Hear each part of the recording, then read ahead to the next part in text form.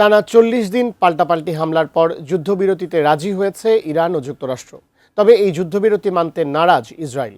উল্টো লেবাননে হামলা চালাতে কঠোর হুমকি দিয়েছেন ইসরায়েলের প্রধানমন্ত্রী নেতানিয়াহু। বিস্তারিত জানাচ্ছেন রিশাম সাহাব।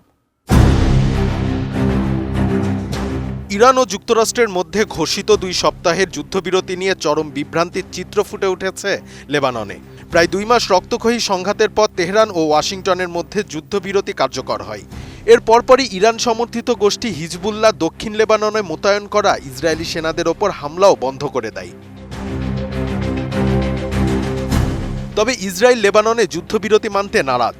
যুদ্ধবিরতি ঘোষণার পরপরই তারা দক্ষিণ লেবাননে নতুন করে বিমান হামলা চালিয়েছে। এছাড়াও স্থানীয় বাসিন্দাদের এলাকা ছাড়ার নির্দেশ পর্যন্ত দিয়ে রেখেছে। এমনকি ইরানের সমর্থিত হিজবুল্লাহ গোষ্ঠীর এই দেশ নিয়ে নতুন করে চরম হুমকি দিয়ে রেখেছে ইসরায়েল প্রধানমন্ত্রী নেতানিয়াহু। আর তাতে করে মধ্যপ্রাচ্যের অন্যান্য দেশে এই যুদ্ধবিরতি নিয়ে নতুন করে তৈরি হয়েছে অনিশ্চয়তা। বার্তা সংস্থা রয়টার্স জানিয়েছে, যুদ্ধবিরতি ঘোষণার পর হিজবুল্লাহ ইসরায়েলের ওপর সব ধরনের রকেট ও স্থল হামলা স্থগিত করেছে। মার্কিন ইরান যুদ্ধবিরতির অংশ হিসেবেই তারা এই সিদ্ধান্ত নিয়েছে বলে ধারণা করা হচ্ছে। তবে ইসরায়েলি প্রধানমন্ত্রী স্পষ্ট করে জানিয়ে দিয়েছেন, এই যুদ্ধবিরতি লেবাননকে অন্তর্ভুক্ত করে না। নেতানিয়াহুর ঘোষণার পরপরই ইসরায়েলি বাহিনী দক্ষিণ লেবাননের একটি শহরে নতুন করে উচ্ছেদ নোটিশ জারি করেছে, যা সেখানে বড় ধরনের একটি হামলার ইঙ্গিত দিচ্ছে। ইসরায়েল বলছে, ইরান ও যুক্তরাষ্ট্রের মধ্যে যুদ্ধবিরতি হলেও হিজবুল্লাহর বিরুদ্ধে তাদের অভিযান চলবে। এর পরপরই লেবাননের গণমাধ্যমগুলো দক্ষিণ লেবাননে নতুন করে ইসরায়েলি বিমান হামলার খবর প্রকাশ করে। উদ্ভূত এই পরিস্থিতিতে লেবাননের সেনাবাহিনী সাধারণ নাগরিকদের দক্ষিণ লেবাননের গ্রামগুলোতে ফিরে না আসার জন্য কঠোর হুঁশিয়ারি দিয়েছে।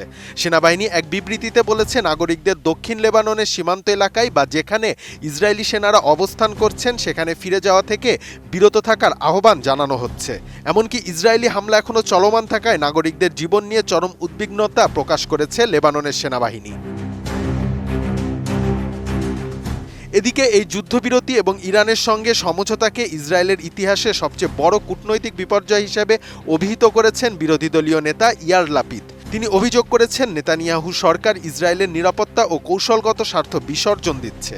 অন্যদিকে মার্কিন প্রেসিডেন্ট ডোনাল্ড ট্রাম্প দাবি করেছেন, ইরানের ইউরেনিয়াম সমৃদ্ধকরণের বিষয়টি যথাযথভাবে তদারকি করা হবে। রিশাম সাহাব, এটিএন নিউজ।